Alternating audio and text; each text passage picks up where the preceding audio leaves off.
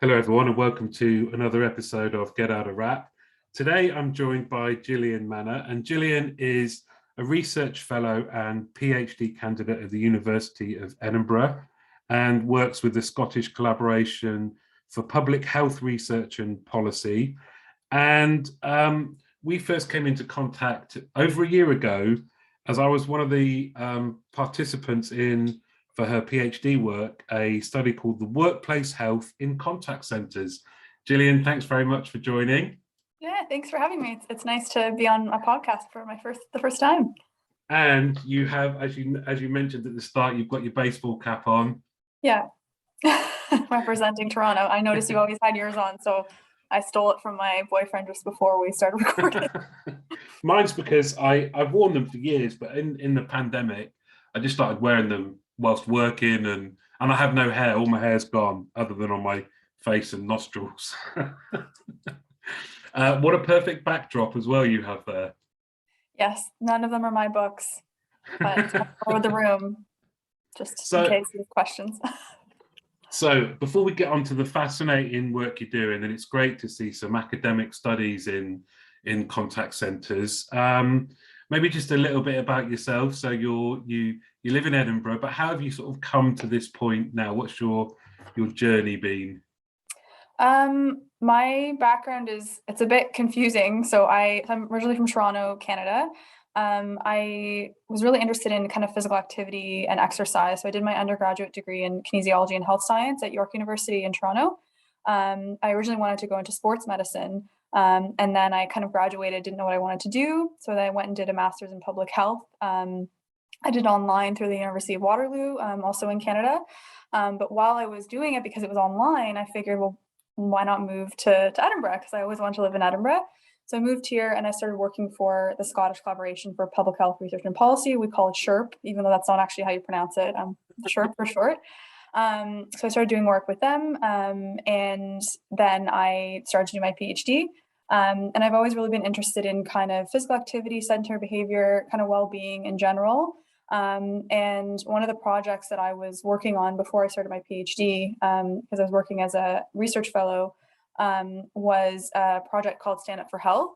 So it was a program to reduce sedentary behavior or sitting behavior, specifically in staff who work in call centers or contact centers. So that's kind of when I got interested in call centers, contact centers.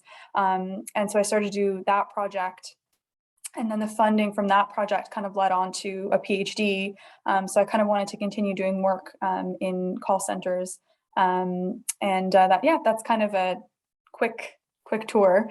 But kind of in the middle of all that, so between my undergrad and my master's, I had a couple years gap. I also had a couple years gap between my master's and my PhD. I worked for an insurance company in Canada.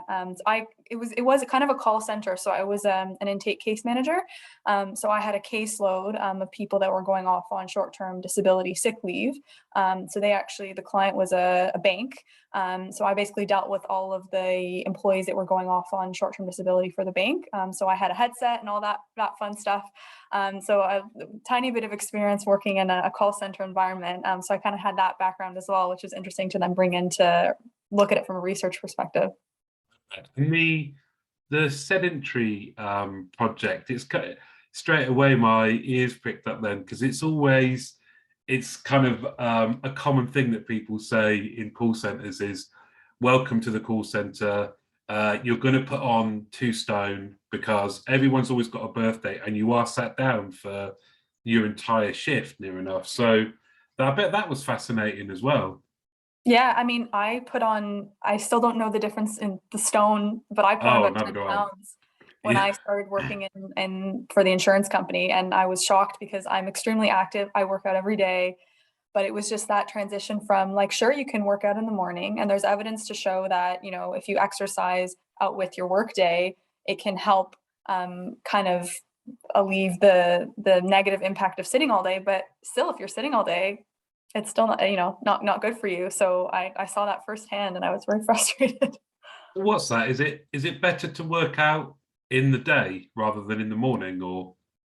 So the evidence is, and I'm not an expert on this, but in the bit of reading that I've done, it's really mixed. So obviously, if you're going to exercise, better than not exercising. And if you're going to exercise before or after work, that's great. But it's equally or also important to be breaking up your sitting time during the day. And there's several reasons for that. A lot of musculoskeletal issues stem from being in one position for a long period of time. So that can kind of be helped with exercising out with the workday. But if you're getting up, every 30 minutes or every 20 minutes or whatnot, that can help a lot. So it is mixed, but I think the kind of gist is, obviously you want to stick with the physical activity guidelines. And if you're sticking with the physical activity guidelines and you're doing that to break up your day, even better. But a lot of people can't do that. So, they'll go for, like I went for a really long run this morning and I'm kind of like, okay, well, I'm set now, but so we'll still try and get up during the day. So it really depends on what you can fit in. But if you can do both, if you can break up sitting and exercise, that's ideal. Yeah. So let's start with workplace health in contact centers. Can you just talk through why that particular topic and how you go about setting it up and then what you did? Yeah, so just to go back to the Stand Up for Health project, Yes. and just to say there, so that was funded by the National Institute for Health Research, just to mention that the funding there. So we went in and we worked with contact centers and we went in saying, we've done a lot of research. We know that you have problems with sitting. But when we talked to them, it kind of brought up a whole other, list of issues. So there are various barriers. There's mental health and physical health, sitting, physical activity, there's all these different things. So even though we went in and we wanted to talk about sitting, it's not just about sitting, because if you're sitting all day, that can impact your mental health. And if you're sitting all day, you might not want to exercise. And you're sitting all day, you might not want to eat health. Like there's so many interconnected health behaviors, so interconnected. So when I went to do the PhD, I was kind of like, I don't know if I want to focus on one behavior, although in the thesis, I'll probably write about the different behaviors and how they relate to contact centers. But I was like, I kind of want to work with just general well-being programs because they tend to encompass all of those things. And normally if there's an issue with a well-being program, that will impact on multiple health behaviors, not just one. The other thing was we use something called the Socio-Ecological Model, which basically means that when we go in, we want to look at programs or behaviors or whatnot at different levels. So there's the individual level. So there's the individuals and their motivation and their willingness to participate or in health behaviors or health programs. Then there's the social level. So if the contact center has social events, or if they run a step count challenge or various things that they do together, and that can be organized by the organization or just coworkers organizing it themselves. There's the environmental level, which is the easiest one. So that's the actual physical environment of the office and also the physical environment and the infrastructure around the office. And if that's kind of conducive to health behaviors. And then there's the organizational level, which is the highest. And that's kind of like, what the policies are of the organization, what the culture is of the organization. And so when we went into centers in the Center for Health project, we noticed that a lot of them had various activities at the different levels. It was a lot of individual stuff, like employee assistance programs, which are great, things like that. But ultimately, if the organizational level wasn't supportive, so if there wasn't, and I know we talked about this, there wasn't buy-in at that higher level, or there weren't policies or things to kind of support what was happening at the other levels, it kind of didn't work so well. So the PhD not only focuses on probably wider well-being programs and health behaviors, but also looking at that level because, and that's the most difficult level to change. And I want to figure out how to do that and work with centers to do that. And a lot of the research concludes in saying more research is needed to look at organizational barriers, because they normally don't have time that takes time to impact on that level. It's hard. It's hard to recruit people at that are, senior management because they're busy. I'm sure you're very busy. And it's hard. So I made a hard job for myself by choosing to broaden the scope and look at a really hard thing. Yeah. Well, I guess by doing that, the potential for having a positive impact as a result of your work is magnified. Exactly. Yeah. You know, because it, like you say, there's so much stuff that's interconnected, and if you can get it at an organizational level, then there could be huge benefits. Exactly. Yeah. So that was also kind of my thinking, and even going back to the reason that I went into study public health was because I didn't want to work in a clinical setting. Not that there's anything wrong with that, but I wanted to do things at a higher level. I wanted to like see impact, and so I think that's why I made such a hard job for myself, and that's why I wanted to do it at that level, because it's sometimes frustrating, even when you work in a non-contact center organization. We've all worked in large, organizations, where you can only do so much if you don't have the buy-in from the top, or the policies don't allow. If there's that culture of working overtime, having to meet targets. So when I worked at the insurance company, we had a certain number of calls that we had to make a day. We had a turnaround time for every call, so we had to call people within like 24 hours or something. I'm submitting a claim. So I mean, they didn't care how many hours you worked. So if I had to work, 10 hours because I had to meet my, service level agreements, and I had to meet the turnaround times, I worked for 10 hours. And then other days I may work less, but so those things are really difficult. But then it was like, oh, but you can wear jeans on Fridays. Yeah. Like, okay, I'll be comfortable when I'm working my 10-hour day. Thank you very much. And I guess it's things like just we did a scheme where I think it was through Virgin, and it was about everyone had you were split into random teams across the whole company, and it was a step challenge. But it was even things like at a leadership level, we had to think about how it was communicated and giving people the time. Because if you think about contact centers, every minute is measured somewhere, and that's attributed to a cost. And like you say, the commitment for the organization to say we're going to focus on something that is ultimately about physical activity and well-being, it's going to require 300 people attending a meeting for half an hour, which equals this amount of money and cost.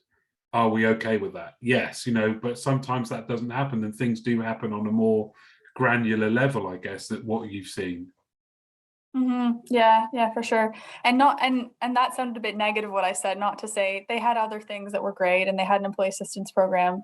But yeah, and it varies so much from organization to organization. And in speaking to the different organizations that I spoke to as part of my first PhD study, is really interesting because some of them are really great, and there is that buy-in at the organizational level, and some of them there isn't that buy-in.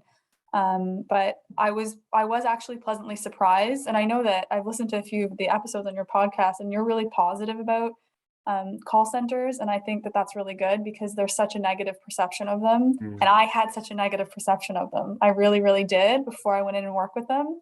And there are still some call centers that are like they're not the best places to work, but we worked with a lot of managers and senior managers who genuinely cared about their employees. They wanted to make a change.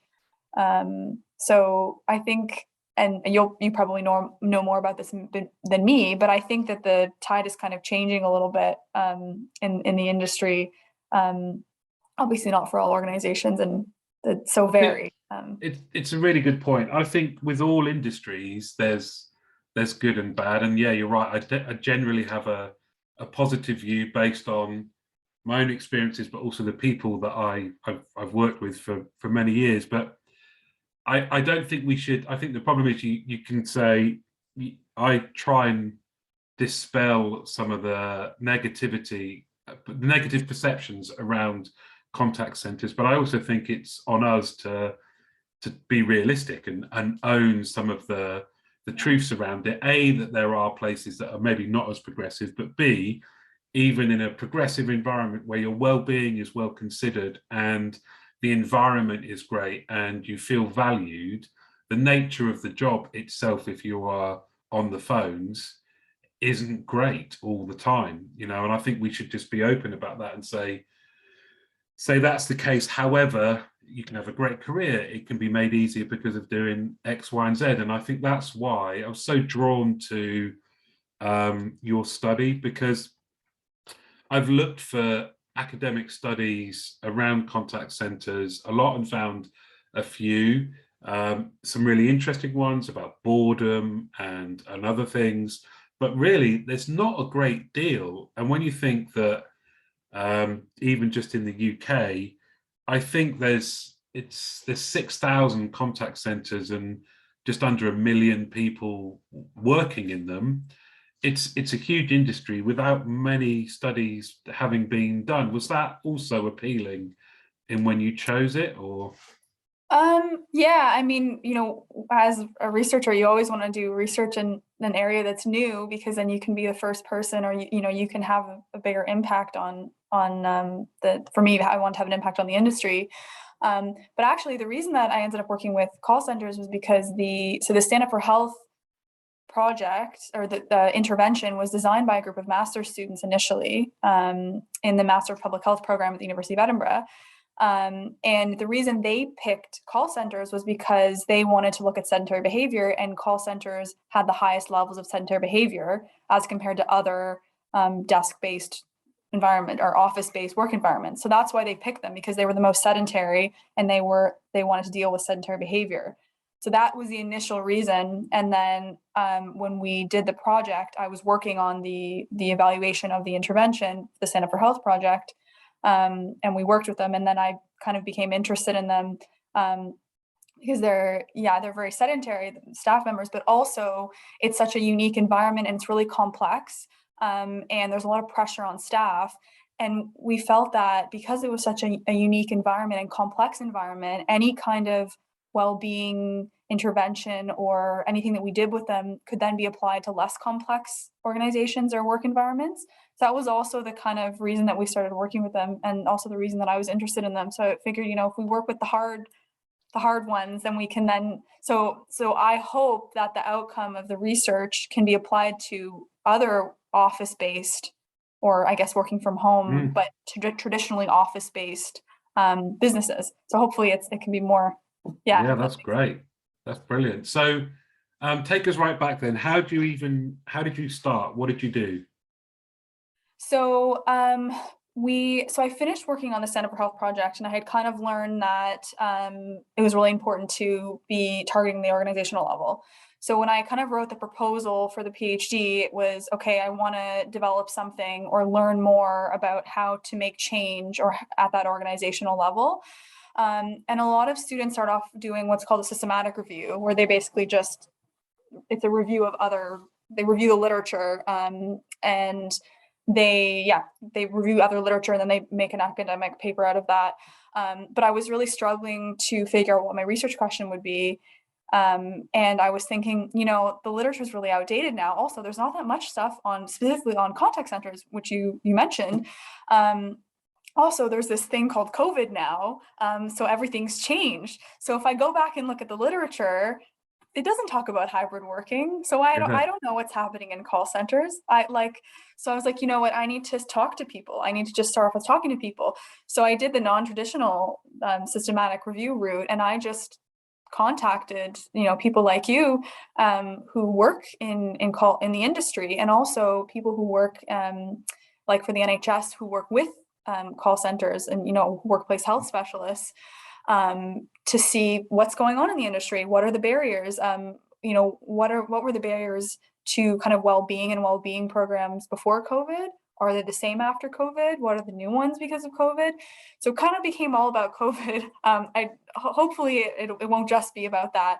So that's why I started with that first study. So I basically and it was really like similar to probably the conversation we're having now. I had a series of rough questions that I wanted to ask, but I just kind of wanted to know what was going on, so I could then focus the future research on, what's actually needed. Because I didn't want to go in and say, okay, well, I think that this is a problem based on this old, outdated literature. So I wanted to speak to people, and then the outcome of that was a report that I sent to you and the other participants, and that kind of, and then now from there I can move on to a second study because I kind of have an idea of what's happening in the industry. Before we go on to the report and the results, what were some of the questions that you had in your mind to start with? So I kind of wanted to know what the existing barriers were to health and well-being programs. And then I was asking about if there were organizational level barriers to health and well-being programs. And then I also asked kind of about COVID. I didn't ask about well-being. I just asked about COVID in general because I wanted to just get all of it because it's all connected and it's all related. So there's a lot of interesting things that came out of that. I asked about hybrid working. I also asked about technology. I know it's a really broad question because I'm not a tech person at all. And I know there's a lot of really complex technology that goes on and comes with the territory for call centers. And there's a lot of new stuff that's coming out. I won't use any of the terms because I'm going to misuse them, but I know there's AI and omni-channel and things like that. Yeah, you nailed them. Okay. So I wanted to know how technology has changed or enable people to work from home. And so I just asked broadly, I didn't talk about well-being. And then I talked about, is this related to well-being? And there was some of it that was related and some of it that was kind of indirectly related. So yeah, it was technology, COVID, and then I kind of got into well-being. And I tried to kind of tease out if there were organizational level barriers. And I got that from most people were able to immediately say, these are the organizational barriers, while others kind of stuck with the more general kind of barriers and weren't able to specifically kind of say, these are organizational level barriers, if that makes sense. Yes, it does. What was there anything about the process of the interviews themselves that surprised you? How did you find them? It was so interesting because I spoke to people from various, like the public sector and the private sector, and then there were people who worked with contact centers. I spoke to a union representative. So I feel like I got a really well-rounded view. I mean, I could have spoken to more people. I only spoke to 16, but it was still, even with 16, quite varied. I learned a lot. So one of the things that surprised me was when I asked about technology, and I probably could have thought of this, but it didn't cross my mind because technology is starting to be able to kind of do basic tasks that previously humans would do or humans are now doing. It means that potentially frontline call center staff will be able to do more complex tasks, which would kind of maybe increase the value of their roles, which would kind of increase their status in the industry. Hadn't even thought of that. Super interesting. I don't know how that kind of ties into well-being, perhaps indirectly, if they're feeling like their jobs are more valued from maybe a mental health perspective. So that was interesting. Yeah, that was one of the things. I'm trying to think. There was definitely something else I thought was interesting. Oh, I can't remember. Even on that one, it is fascinating that for a few years now, even before COVID, at conferences and for the right reasons, people would be saying through a combination of self-serve. So as a customer, you can do a lot more yourself on the website or an app or another channel. It means that by the time being able to speak to a human, an agent, there's going to be more complex tasks. And this has always been communicated as a positive for everyone. And like you say, there's nothing worse than doing a lot of mundane tasks. This is why I guess we were considered the factories of our time. So do away with mundane, have more complex tasks. And like you say, you feel like your role is more professional and more technical. I always think the danger, though, that people don't necessarily always talk about in our industry is we should pay people accordingly for that. You know, it actually could become a negative if you feel like you're doing far more complex stuff and problem solving, if how you're remunerated or the benefits you receive stay the same as proportionately so anyway, stay the same as when you were doing more transactional kind of tasks. It can because you're asking for more. Yes, it's more varied and more interesting is the whole point, but unless you are treated accordingly, it could then become a negative. There's always been my kind of thoughts on it. It's, yes, you'd get people saying, yeah, I'd love to do something more varied and more challenging, and I will do that, but what's in it for me? Yeah, no, I hadn't thought of that either. So I'm really keen to understand then some of the what did you find then, especially you mentioned there around most people kind of went to organizational barriers to workplace health. What did you find and what was shared in your report? So I think the biggest thing, and I don't know if it's super clear in the report, but it certainly is a main theme in the academic paper, which is quite a bit longer, so I could kind of write all the things I wanted to write. The biggest thing was that, and just going back to my joke about I can wear jeans when I do my 10-hour shift, it really was about that. So a lot of the time it was an organization's outward values might be to, that they prioritize employee well-being, but then the existing behavior of employees and the policies and, the numbers and things around that didn't necessarily support that.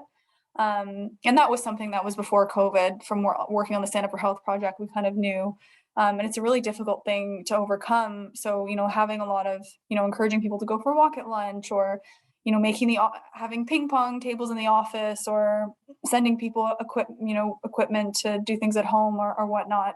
But then overloading people with work at the same time, or,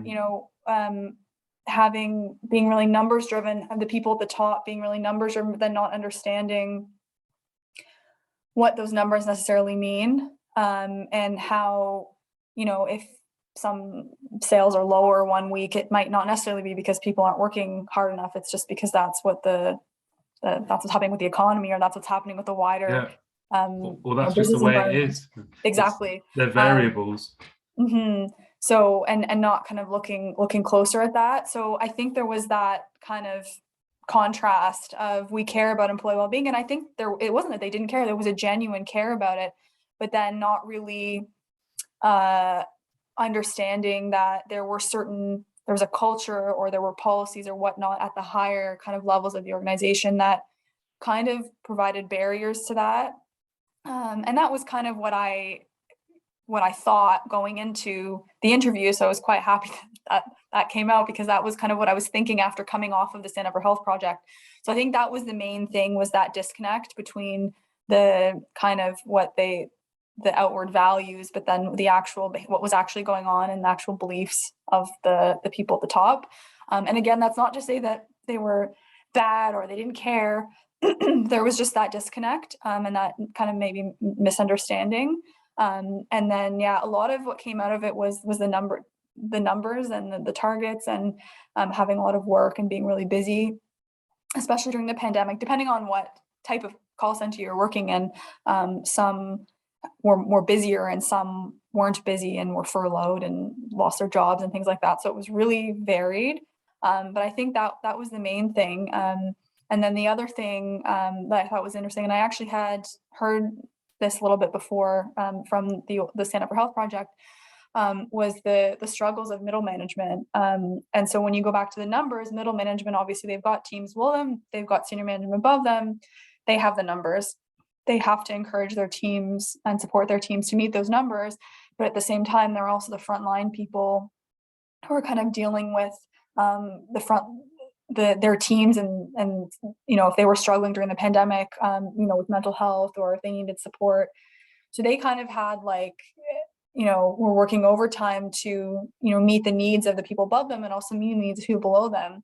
Whereas when you think about it, the people at the top and the people at the bottom, they only have, they're like, the middle management are like sandwiched in the middle. So they've almost got two jobs. And a lot of people said that. And even the workplace health people that I spoke to said that as well, that they had heard that from middle management, and they don't even work in call centers. They just work with them. So that was the other thing that I hadn't considered, was the struggles of middle management, and the stress that they're under. And so the suggestion was to, say that, middle management have the capacity to kind of help alleviate those organizational barriers, but they need to have the support to do so. And if there are well-being programs that are going on, they're kind of sometimes expected to implement those programs while doing their regular job. So it's kind of like, are you going to take some of their tasks away from them so they then have capacity, or are you just then adding to their workload? And if you're adding to their workload by saying, we want you to implement this well-being program, are their priorities meeting the targets, right? So they're probably going to prioritize that, and because that's what they're getting paid to do, and that's what they're being told, and that's their job. They're the core of their job. So it's difficult for them, and also to deal with the individual needs of staff members, because people were working from home. A lot of people working from home, or even if they're in the office, everybody's situation during COVID was vastly different. Some people were home, weren't able to, were isolating. Some people, having young kids, having people to care for, living alone. Like there were 1,000 different situations that you could have been in. Whereas before it was kind of more similar. Everybody was in the office. It was the same environment. COVID didn't exist. So they had to, middle management had to kind of adapt. They had all these different people that they had to cater to because everyone had different needs. And it was just a lot for them. And they needed more support, I think. Not in all organizations, but kind of on the whole. I would 100% agree. I think generally speaking, generalization is always dangerous, isn't it? But generally speaking, that middle management group is probably the most underinvested in our industry in terms of preparing them for that challenge, because I spent a significant part of my career in that kind of strata of the organizational chart, which is you could be spending most of your time dealing with the vagaries of having 10 to 20 humans report into you, and they've all got different challenges. And we'd often say to people that took our jobs, you're going to be a psychologist, a parent, a police person. You're going to be all things to your team, and that's a real challenge. So you could be spending all of your time helping people mentally and in their life and do their job, and then go to the management above, and all they wanted to know was, why haven't we hit this number? Or how are you planning to get to this number? And you'd be thinking, I'm so worn out from my team and all the human baggage that they've brought along. I haven't even really thought about what's happening with the numbers.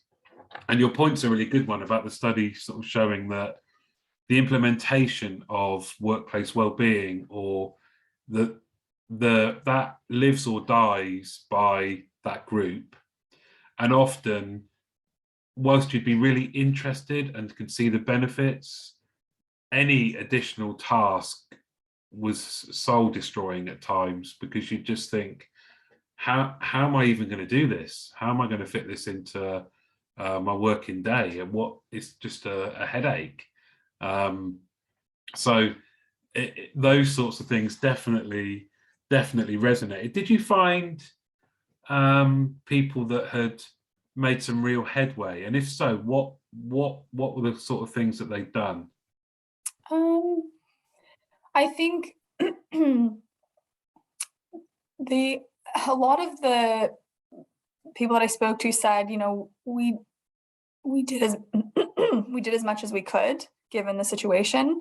And also going back to the Stand for Health project, because we did speak to a lot of frontline staff for that one. A lot of them said we acknowledge that our managers did as much as they could, and the organization did as much as they could. So a lot of them were actually acknowledged. Then they were appreciative.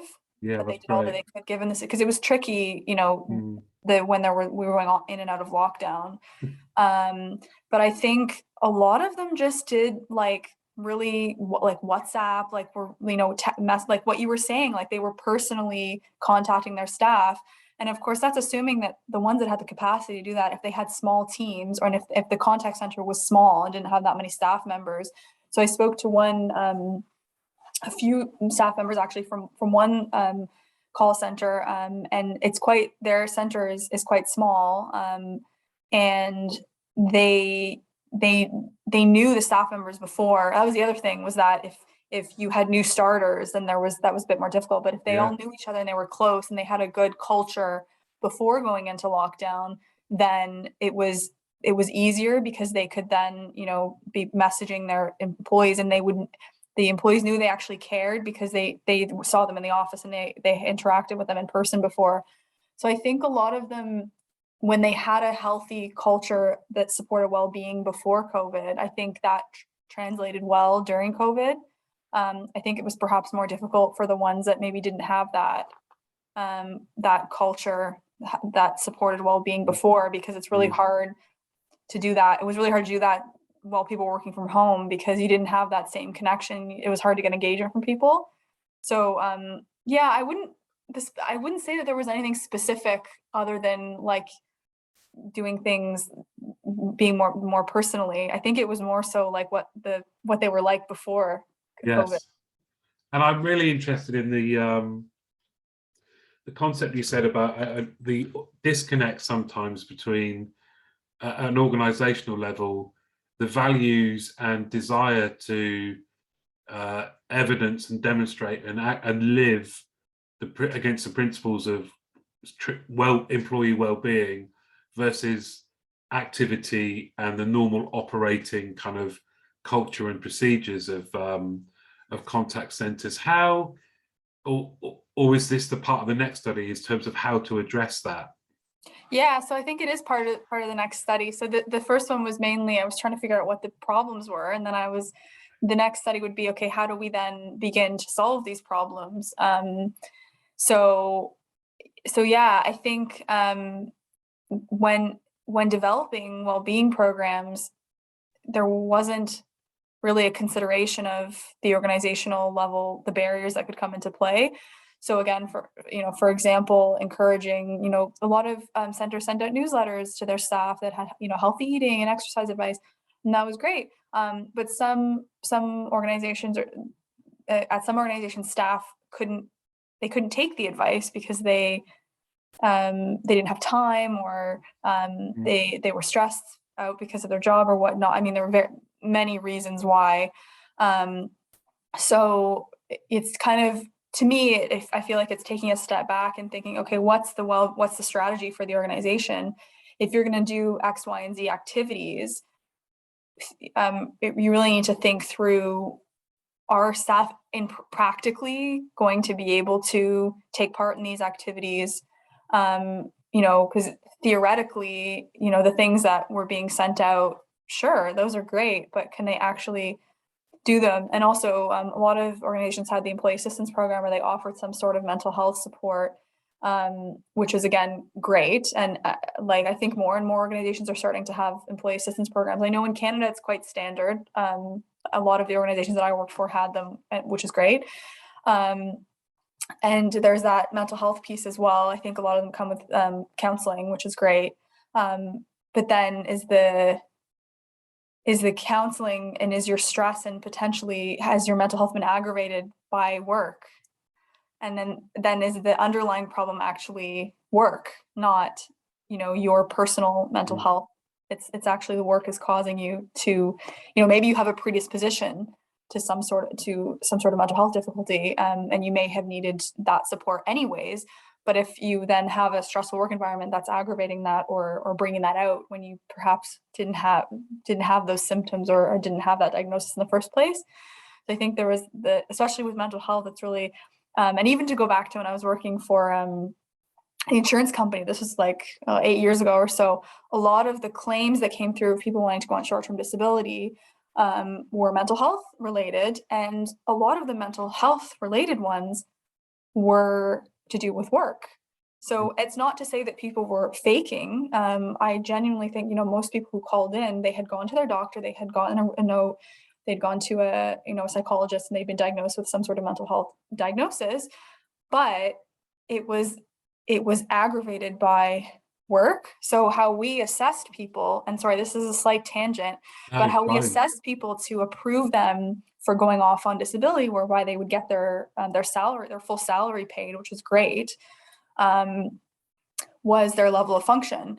So, you may have been signed off with, depression or anxiety or the various specific diagnoses in those realms. But ultimately, if we would assess you on your level of function, or we would send your doctor like a form to fill out to understand your level of function. And if you were able to do your job, then we would say, okay, perhaps, you don't need to be off, but we need to put something in place to support you. And a lot of times people's level of function would be, they could function at work, although that's subjective, if you can function or can't function, and that wasn't up to me to decide, because those cases often went up to somebody who had more knowledge of mental health than me. They were functional, but they really just didn't want to go to work, and they didn't want to do their job because their job stressed them out, and then that mental health that was the cause. That was the cause. So it was really difficult because sometimes we had to say to people, we can't write you off because your issue is your job. And so we have to go back to the manager and say, your employee, and we didn't tell them the medical information. It was because we're third party. The issue is you, or the issue is you, the organization. And not to say that. It could be just the nature of the work, isn't it?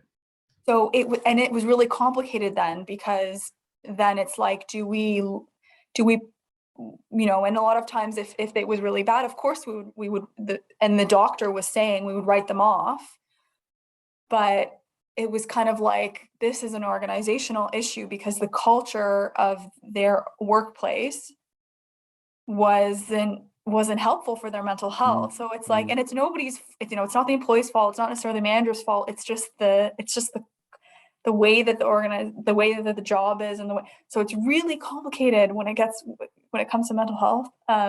Anyways, that's a tangent. I can't remember why I went on that tangent.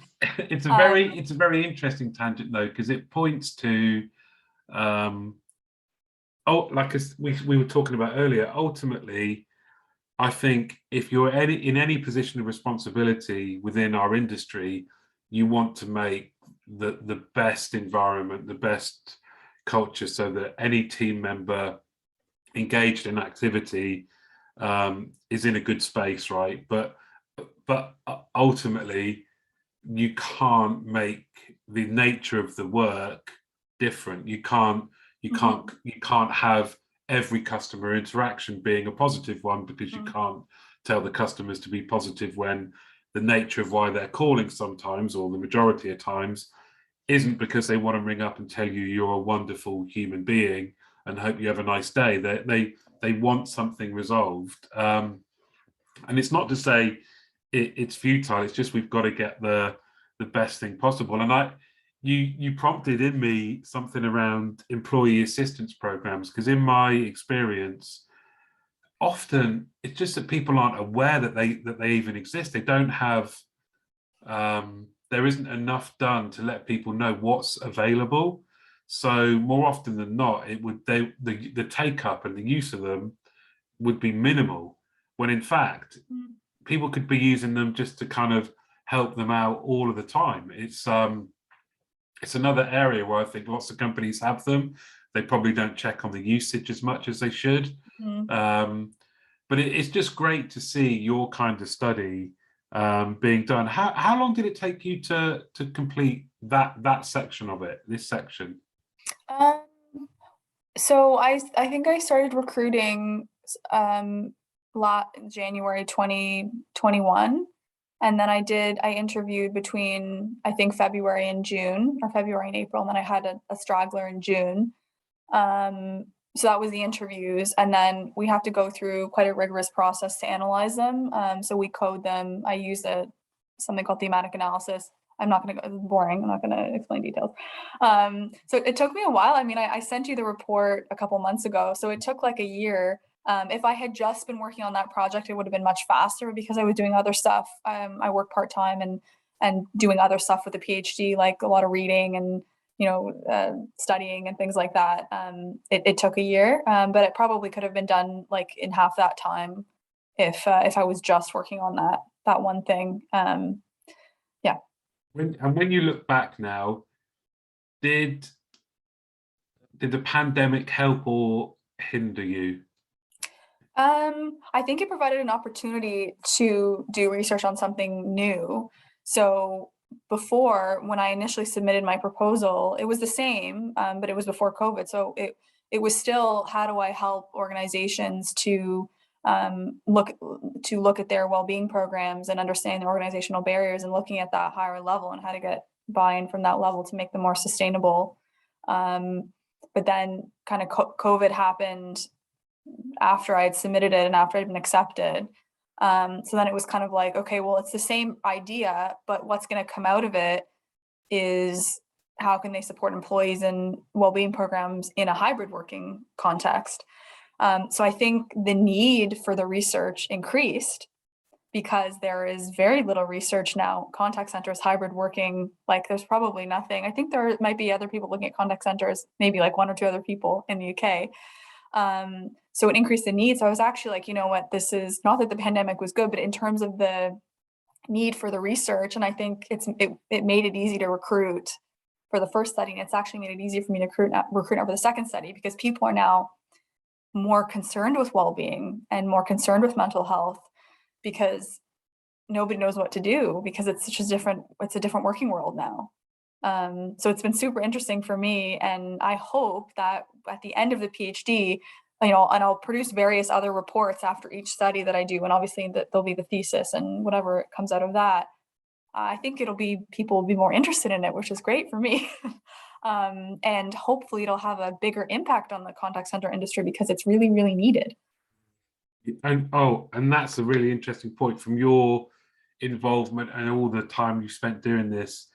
Is that the sense you have then, that there is a real need for this? Yeah, I think, I mean, there was a need for it before. A lot of calls, I'm sorry, I'm switching between call and contact center, but it's fine, we all do it. I get call centers needed it. There was a need for it before, and many organizations want help with their employee well-being strategies or programs. So I think there was a need for it before, but now because there's hybrid working, there's even more because people, there's no research and there's no best practice for how to support well-being for hybrid working. So there's nothing. So we need more information on it now. So I think that's why the industry is more interested in it now, because they're like, well, even organizations that might have been doing it really well before, a lot of the stuff was probably office-based, or involved things where staff were doing things together, or involved in-person meetings or in-person workshops, in-person events. How do you shift that to hybrid? Because engagement is really difficult online, and people get tired of being on Zoom all day, and there's all these new things, there's all these new barriers.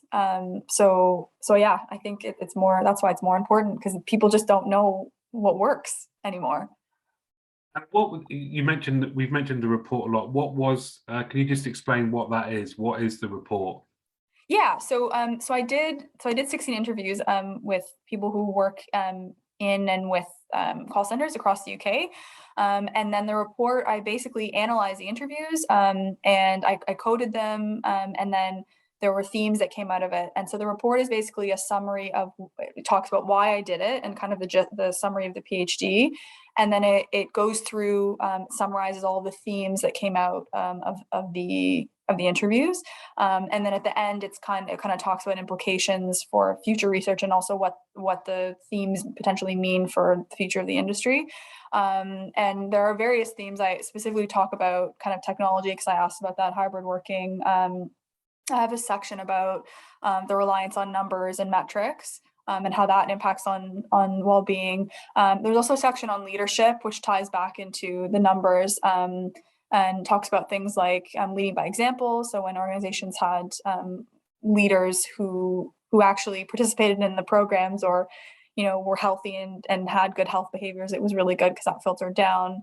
I talk about the how the industry is changing. So the automation of basic tasks and what we talked about before. So yeah, there's basically just a summary of what came out of those interviews. What was the theme on technology then? How would you summarize that? So I think the main thing I learned was what I mentioned earlier in terms of how it's automating basic tasks. And then the other side of it was how it can be used potentially for well-being. But a lot of that was kind of, we have a WhatsApp group, really simple stuff. And how, if you think about if the pandemic had happened, 20 years ago,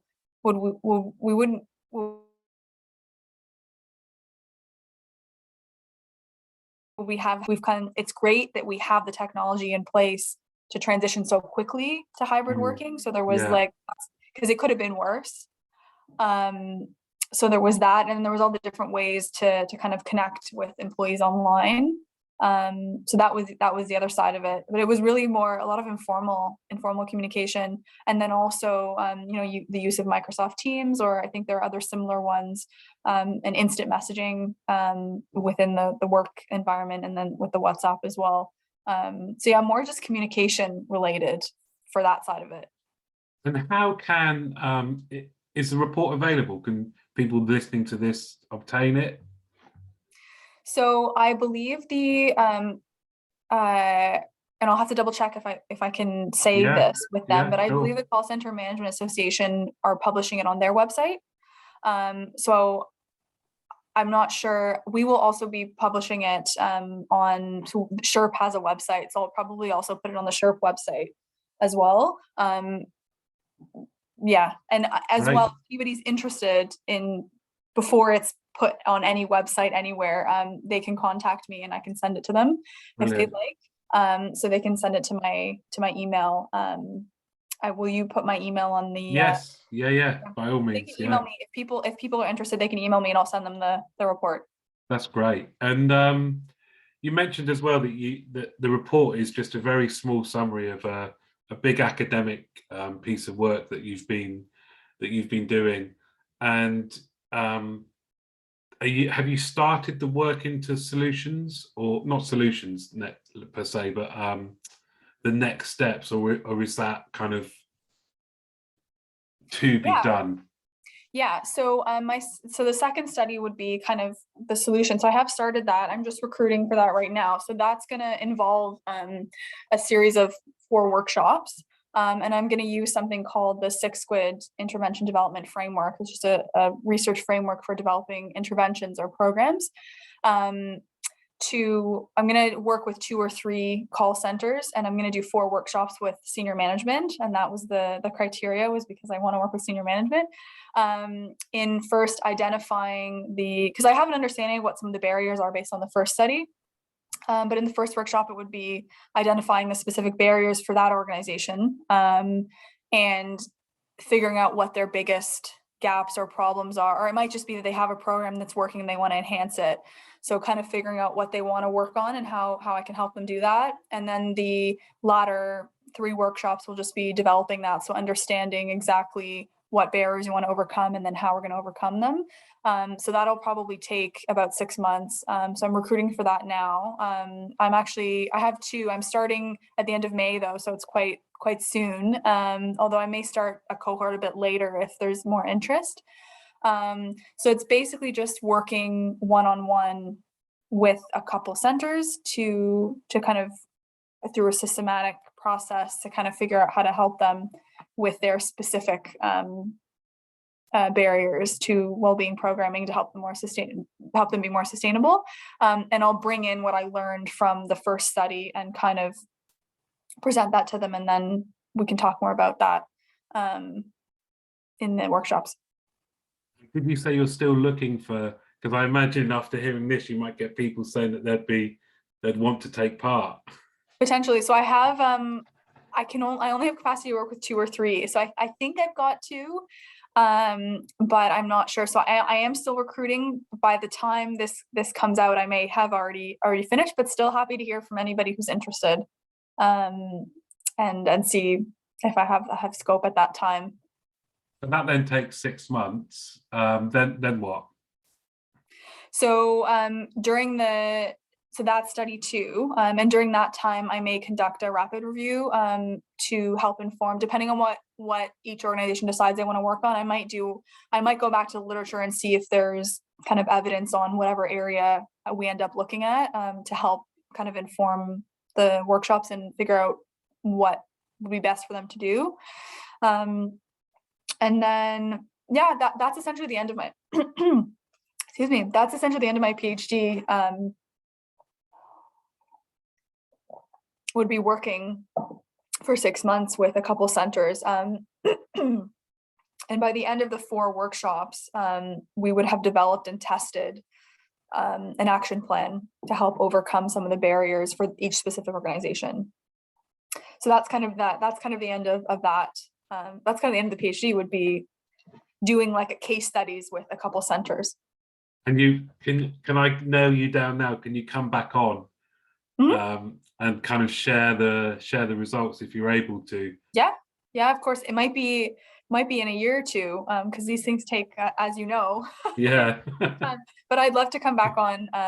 It's really good to share research in kind of non-academic settings, because I feel like at the university, you have lots of opportunities to present at conferences and things, but when I started the PhD, I was kind of like, it was more important for me to be presenting in non-academic settings, because I'm producing things for the contact center industry. So I want to be, sharing research with the contact center industry, because that's who it's for.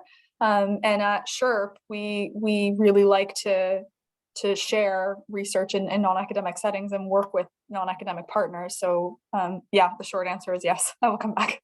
Well, we're a very eager industry for this kind of stuff. I'm sure you would get your hand bitten off for conferences, forums, other podcasts, ways of just being able to share your work, because I think it's great that you're doing it, and I just think it's great that the level of how you approach academic studies being applied to our industry can only be to our benefit. So the more we hear from you, the more that's shared, the better. And have you thought further past that, or not? Have you just gone, I'm just gonna do this? And I mean, now that I'm past halfway through the PhD, I'm starting to think about, what's next. There's obviously the academic path, which if I did choose that, then I would continue to look at call centers. I like to continue to look at workplace well-being, kind of that area. And then there's if I develop something that I could then turn into a business, or do something, continue to work with call centers, or work in a call center as a well-being consultant or something. So there's the whole private sector, and then there's the academic route, and then there's the government route, working for either the UK or Canadian government in workplace. So various things. I'd love to continue the research, because you kind of just asked me what's next, and I was like, well, that's it. But there's so much more that could be done. So then there's I could do a postdoc, or so. I don't know, but I definitely don't want the research to just end at the end of the PhD and that be it. I do want to make sure, even if it's just continuing to share with the industry, I do want it to have an impact, to have a long-term impact, hopefully. So that, yeah, but how exactly that manifests, I don't know. Well, Jillian, thank you so much for coming on. And like I said, I think you'll get inundated with requests for further sharing, for involvement, and thank you so much for doing it. Good luck with the rest of it, and hopefully we'll speak to you at intermittent points throughout of it. Yeah, that'd be great. Thank you very much. Thanks for coming on. Great. Do you